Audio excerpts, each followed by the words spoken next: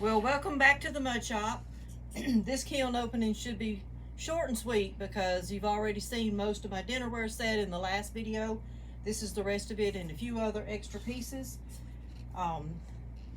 Let's open it up and see what we got. All right, I'm going to see if I can get this over here and show you the inside without wiggling you around too much. Okay, this is the inside of the kiln. You see my bead tree. All right, let's put you back on the stand and start getting stuff out. Here we go. All right, this is a set of bowls. This is ancient copper on the bottom, texture turquoise, and I've got like a little rubber roller that I use for the texture turquoise on the inside. This is I used probably manganese wash on the bottom and on the texture and then wiped it back. So this is one of the set, and here's the little bowl that goes with the set. They stack, they're the same height.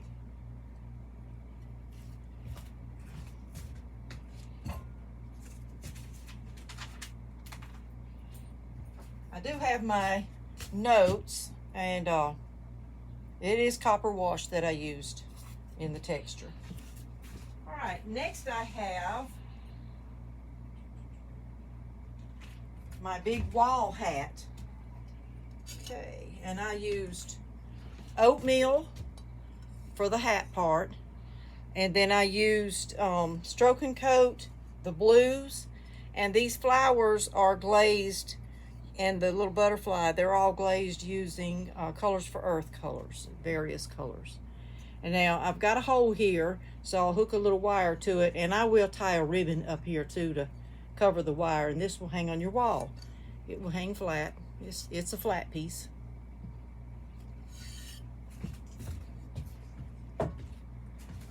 Okay, and let's move this top shelf out. Oh, I put multiple cones, witness cones, all through the kiln. This is the very top. I put one for cone 5 in the very bottom also.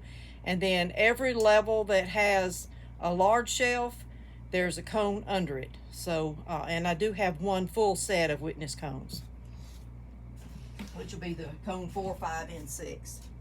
But I like to keep up, and so far the top of this kiln has been the same temperature, firing evenly as the very bottom. So that's been good.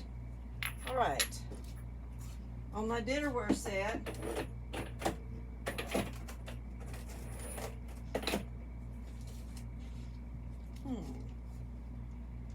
let's see, I've been using this as thin slate. Thin slate, and I use just cut a little piece of it off, and you put this side up on the kiln, or this side down, it tells you, and put it under stuff that you think might stick a little bit. I don't use it every time I fire, but if I need it, I use it. All right, here's plate number 1, the big plate from my dinnerware set. Dianna's Mud Shop. And again, I'll go over these colors again. I used Coyote White.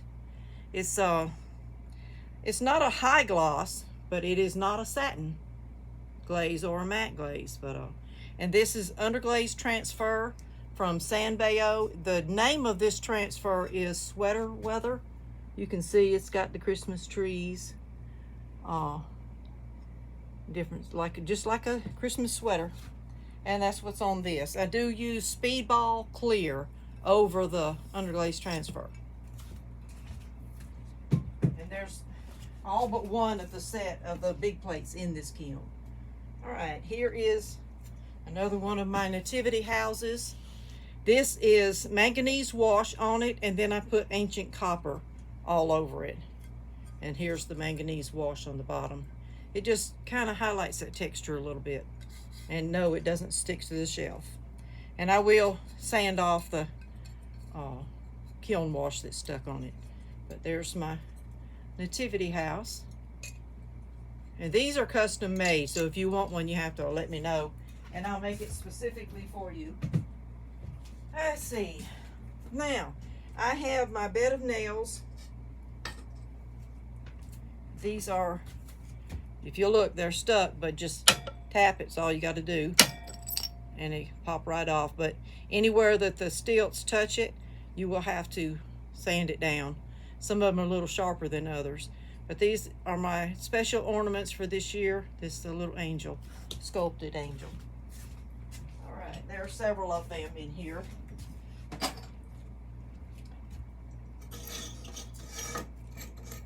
The rest of them I put side by side to bed of nails. And I've got the tiny hats. Now the hats I got out the other day, one of them was the brooch. These will be the earrings. So I have two of them. See, here's one, here's two. And again, these are the oatmeal and the stroking coat for the band, for the ribbon on it, and the colors for earth for the flowers. And more of the angels. Tap them and get these off.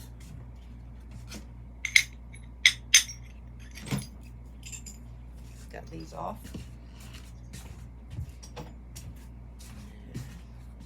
Put these away. And I fired these bed of nails I don't know how many times. Multiple times. This is the way I set up my bead tree. Because the angels were very heavy, I didn't put anything in the middle. I kind of centered them, and I made sure if they wiggle, they're still not going to touch anything. They don't touch each other. They don't touch the tree, the bead tree, and they don't touch the rod that's going around it. So I'll take all these off. I'll take this rod, and everything just slides right off.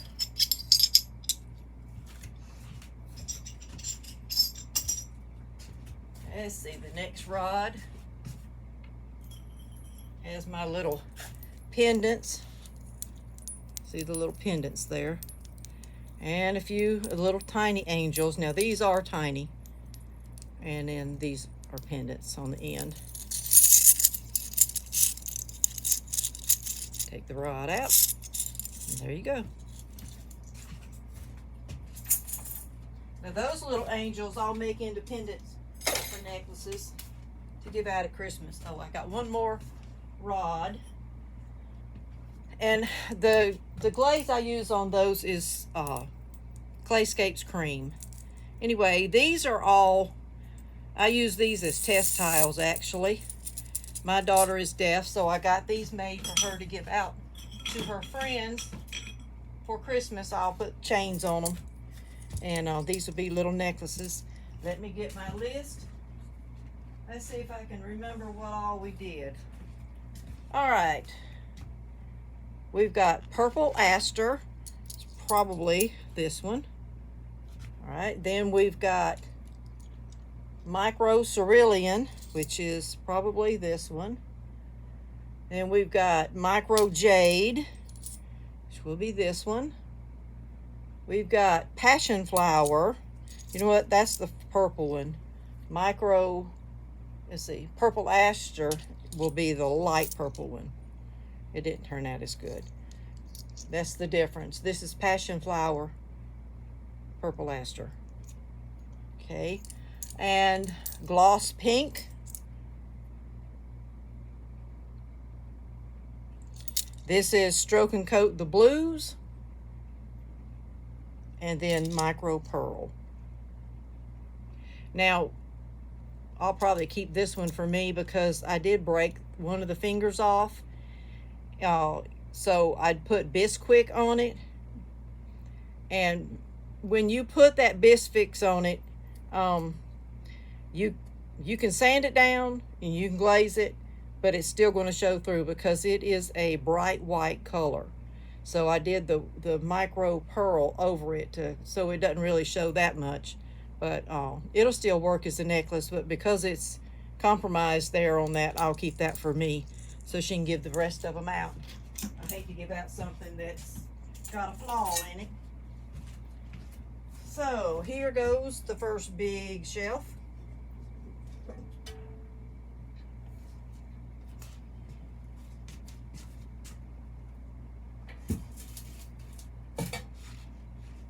Okay, now this one is the one I put the thin slate under. These are my cones, 4, 5, and 6. And you see, I actually got a cone 6 because it's bent pretty good.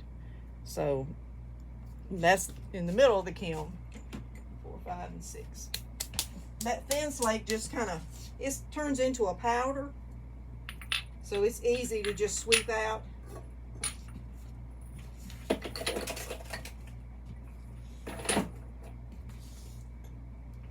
All right, the next bed of nails has my little hand sculpted bell. And I bet you can look at this and tell what color that is. It's ancient copper. And I make a coil and put on the inside, and that's what I tie my string on, which actually I use ball chain. It's sort of like old keychain that has the little latch on it. I think I've showed videos of it before, but then I don't have to worry about anything breaking. But I'll loop that over this little ring. I'll go through the ball, and it'll have the clapper in it. And I've made 2 of them just in case one didn't work out right. Sometimes the holes aren't big enough for the chain to go through, so that way I make sure that I have that. So another bed of nails to the rescue.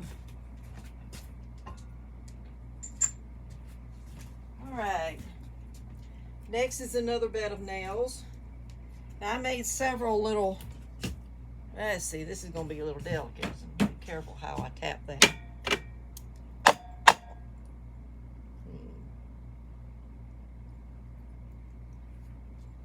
I'm trying, if you'll look, these are really, really thin. See how thin they are? So I'm going to take them off carefully. There it went. All right. And this has 2 loops. Oop, knocked my camera over. 2 loops so that the chain will fit on both ends.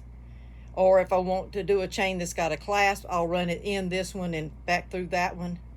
And this is Stroke and Coat the Blues, and then I dipped it, the whole thing I dipped down in the Clayscapes cream. All right, the other one actually broke during the BIS fire. So I went ahead and fired both pieces. Make sure okay, that bed of nails over there. I fired both pieces, and I'll glue this together and see how it works. And if it works good, but it's not in any compromised area because my hooks are here and here. So this is just a little wing on it. But I'll glue that with E6000 epoxy, and then that'll be mine. Like I said, don't give anything that's compromised away to anybody. Don't give it away, don't sell it. All right, then now we're back to our dishes. So here's another of the large plates.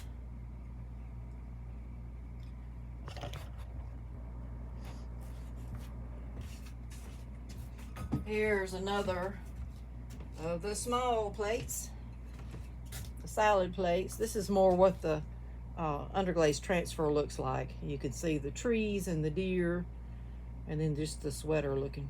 It's called Sweater Weather. And again, this is Coyote White, Speedball Clear over the top of the San Bayo Sweater Weather underglaze transfer. Say that 3 times.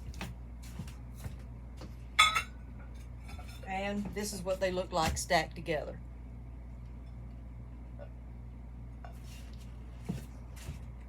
All right, moving down another shelf.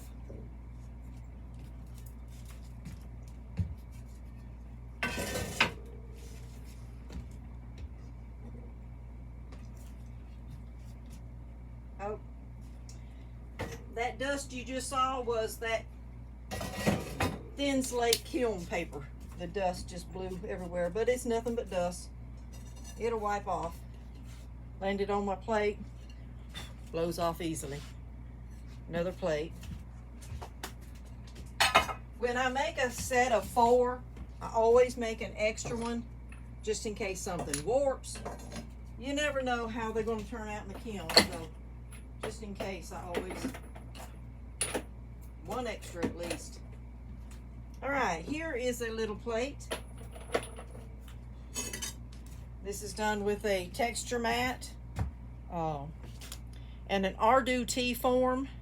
You see, it's real shallow.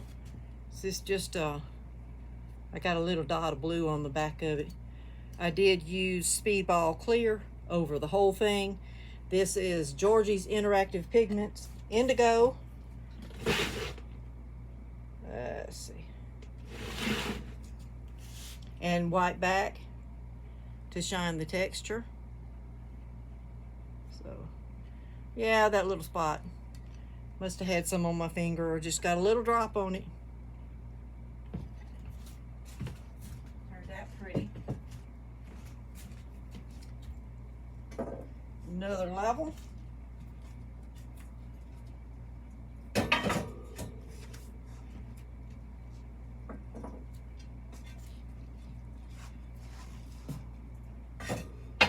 Okay, let me check my list of colors again.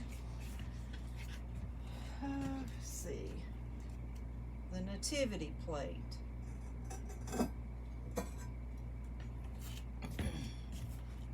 All right, I don't see it on this list. I know I did Stroke and Coat. It wasn't the blues, it was the other one. It's Blue Yonder on the outside. And then I wiped back slightly because I wanted the snowflakes to really just pop. And I believe I used Indigo, Georgie's Interactive Pigment Indigo, and white back here. But I did it pretty heavy. And then I did Speedball Clear over the whole thing because I had white back this part. And Speedball Clear on the back. And that's Blue Yonder in here too. That's my nativity plate. And the stamp I got is actually a roller. It's a texture roller from Coal Mountain Pottery. If you've not ordered anything from them, they are a great company located in North Mississippi. And this is the roller. And I just rolled it out on my clay. And then I used my snowflake texture around the edges of it and centered it on my form and cut it out. So there you go. Made a nice little Christmas tray dish.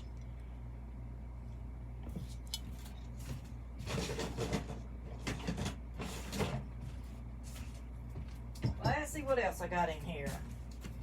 One more plate and one more witness cone. This is a 5. You see it all the way. It's the same as the top, if you'll look. Both same as the top. And this is next level to the bottom.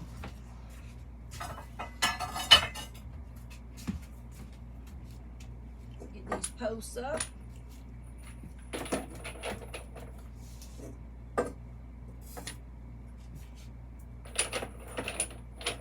Okay, get these shelves up, and my prize piece in the very bottom.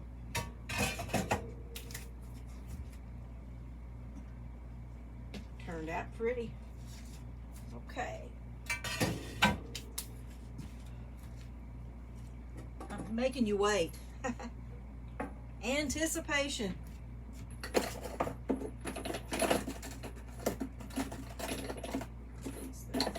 Go. All right, last piece. This is my rectangle platter giving plate. The stamp that I used on the top and bottom here are also from Coal Mountain Pottery.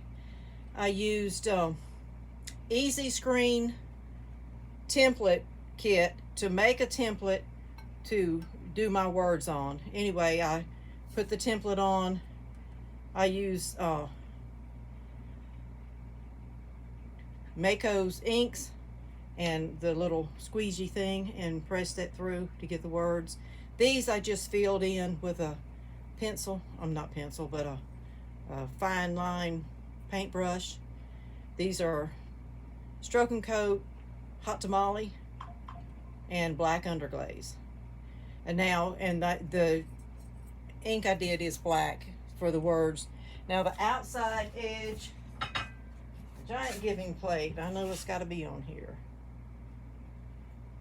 Oh, I just used jade. Amico's jade. All right. And I did fire this big platter on the very bottom of my kiln. I used grog. See, it's on the bottom of this. I'll have to brush it off over my box that I throw away. I leave the grog on the very bottom shelf. That shelf stays in there unless something happens and I have to clean up my shelf, my kiln, then I take it out and I put new grog in the bottom. But I reuse it over and over and over and over again. And here's the back. I did a small stamp on this one, and I did the extra foot. Anything you have, anytime you have it a span of 8 inches or more, you need extra support. So there's my extra foot. But this is my giving plate, and I think it turned out beautiful. Like I said, this is true green on the outside. Or did I say jade? Y'all correcting me right now while you're watching it. Jade. Amico jade. Alright. True green is similar to that though. And then of course that's speedball clear in the middle of it. And then the jade on the back. And that's all I've got. Let me see if I can get you off here and show you everything. Okay, there's the giving plate. Let me get this lined up just right. Giving plate, the nativity platter. Here's the little one. And of course the little house. All my angel things. My plates. My wall hat. My little bell, my bowl set, and the little smaller bowl, plate. All right, well, thank you for joining me again in the mud shop. And I've got a lot of other things coming up. I got several things on my shelf that I'm working on. So, stay tuned to see what else I got coming. Thank you for joining me in the mud shop. Bye.